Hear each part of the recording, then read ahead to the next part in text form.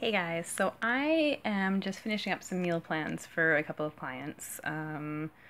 Disclaimer, not a nutritionist, not a dietitian, but I like to pass on my knowledge as suggestions and helpful hints for my clients. They get ballpark macros, even recipes, things that I enjoy, things that are super easy and easy to meal prep and have in the fridge for the week, things like that. So they do not have to take my advice. I am not educated in it formally, but I definitely know some stuff and I will pass it on whenever I'm asked. So, disclaimer. Um, but it had me thinking about weight loss and the questions I get asked and what directions people should go in when they're kind of at a crossroads of what they want to do and how they want to handle their fitness goals and their weight loss goals. Pretty much in my books, if it seems too good to be true, it is. If you have to shell out a ton of money up front, it's not going to be permanent. If it's a ton of weight loss in a very small period of time, it's also not going to work. Will these diets live up to their promises? Most definitely. The 30 pounds in 30 days, 10 pounds this week, all of those crazy fad diets will work. The downside to that is that it is water and lean muscle. It is not going to be fat. So you might get stoked that you've lost that weight on the scale, but it is in a very unhealthy way. It is not in a permanent way. Your body is in a huge caloric deficit. You've probably cut one or two major food groups. And your body is in shock. So when it comes to forever pounds, as I like to call them, slow and steady wins the race. So 1 to 2 pounds a week is what you want to be losing max on a consistent basis to know that it's fat loss. It's not lean muscle, it's not your water weight, it's not anything else, it's fat. So the easiest way to do that is to take it super, super slow. And I know that's not what you want to hear. You want those pounds gone, you want it gone forever.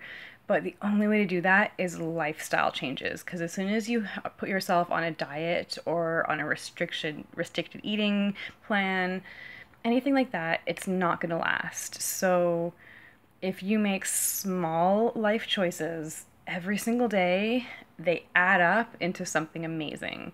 So the story that I always tell my clients to put things kind of in perspective is when I started training when I was 26. I was a new mom. I was working retail, which was crazy hours, not a lot of time to snack, none of that kind of stuff, and living off of coffee. And my trainer told me that I no longer drank mochas and frappuccinos and all of the delicious things that I loved working across from, at the time, Nordstrom's Cafe. So I still got my coffee. He didn't cut it because it's caffeine and I will cut you if you cut my coffee. So I still got my coffee, but it just changed. So instead of drinking 5, 6, 700 calories in a cup once, probably twice a day, I was now drinking 40 calories or less of an Americano. So 3,600 calories is what a pound of fat adds up to. So for me, just in changing my coffee order, I was cutting a pound of fat a week just in coffee, which is a crazy thing to wrap your head around. And I was on like the lower end of the scale. I know people that drink it 2, 3 times a day and they get all the extra sugars and creams and all of the stuff. I had it mine pretty minimal even back in the day. But still, a pound, that's 52 pounds a year in coffee that I was losing. That's an incredible a number of pounds to just change one thing in my life. So slow and steady wins the race. With my clients, if they're not eating well, if they're not drinking water, things like that, guess what? The first thing we work on is their water. If you drink 2 to 3 glasses of water a day, guess what? Next week, you're going to drink 4. The week after that, you're going to drink 5. And it's going to be a slow baby step. If you don't eat breakfast, hey, we're going to try take a protein shake in the morning. at least your body will get used to those nutrients. You'll become more and more hungry, and you'll actually be able to eat food eventually in the morning. But I don't expect you to wake up tomorrow and have oatmeal and egg whites. That's not fair. It's all about slow and steady changes and making things permanent so that it doesn't drastically impact your life. If it drastically impacts your life, it's probably going to be more on a negative sense and it's not going to last. So if I can make great positive choices for you that help you feel strong and healthy, and they're fueling your day and fueling your workouts and activities with your kids and things like that, that is what becomes a lifestyle change, not a diet. Diets do not work. They typically will help you drop a ton of weight. It's all of the wrong pounds and it comes back tenfold. So if you want forever pounds and if you want them gone, make small life choices. So if you're having issues with this and you would have a couple more questions, I would love to talk to you. You can email me. I will email you back. We can talk on the phone, whatever. Let me know how I can help you. The other part I want to add to that really quick before I let you guys go is if you decide that you want to incorporate weight training into your weight loss routine, I would highly recommend it as a personal trainer. But the thing to think about is if you lose a ton of weight and you are not lifting weights, you're not keeping the elastic in your skin. So your skin will become very loose. Depending on how much you have to lose, it'll still be loose at the end.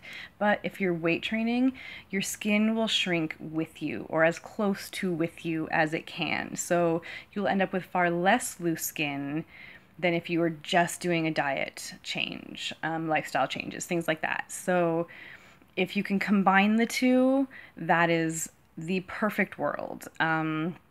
I also have a different view, and because it works for me and it works for my clients, I have a different view of everyone's kind of like, oh, once I start eating well, I'll start working out.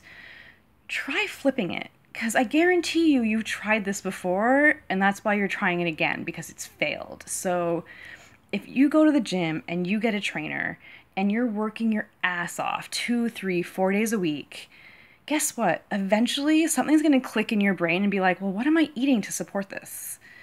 Am I going home and having McDonald's on the way? Or am I having a protein shake and a piece of bread and peanut butter? Am I having cottage cheese and fruit? What am I having to fuel what I do and why I bust my ass every day at the gym? What am I putting in my body to help fuel that? If you reverse the process and hit the gym, I can almost guarantee you something is going to click eventually. And sometimes it takes longer than others. For me, it took forever to be like, oh, I'd work out to eat whatever I want.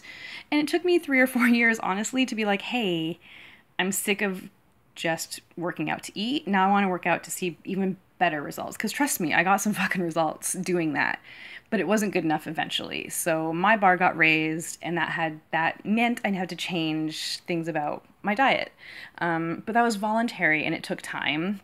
And now I can kind of help people make that decision faster because it wasn't drastic when I did it. And I can help you kind of guide you into how I kind of did mine, how my clients have made their life changes.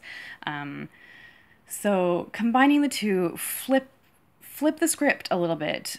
Go to the gym and just start moving, and eventually you'll want to eat better. It'll be small changes, but eventually it'll sink in that what you're doing at the gym is wasted if you're not eating properly and you're not fueling it. The only thing that can build muscle and repair it is protein. So if you're not eating a lot of protein, you're not going to be building the muscle, you're not going to get the results you need, and you won't have your body working for you. The more muscle you put on, the more muscle will eat your fat for you. That means you are a calorie burning machine 24/7. It's not a case of you go and do cardio and you're burning those calories for that hour. It's you're burning those calories until that muscle is healed, which is a minimum of 24 hours. So you don't stop burning calories, not even in your sleep, nothing. So if you start losing weight and you start working out, make your body work for you. Nobody's got time for that shit when we have kids and jobs and all the things that go on. I work in a gym all day, every day, and I can barely squeeze my workouts in sometimes. So slow and steady wins the race. Don't do the fad diets.